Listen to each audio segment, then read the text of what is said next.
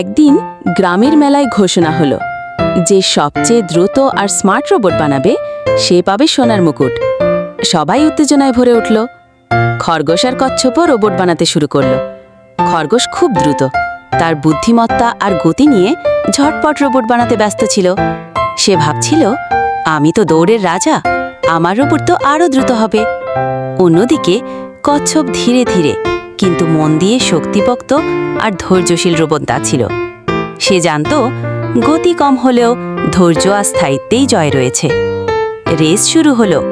খরগোশের রোবট ঝটপট এগিয়ে গেল, কিন্তু হঠাৎ ওভারহিট হয়ে ধোঁয়া দিতে শুরু করল। কচ্ছপের রোবট ধীরে ধীরে কিন্তু অবিচল থেকে বাধা পেরিয়ে এগিয়ে চলল।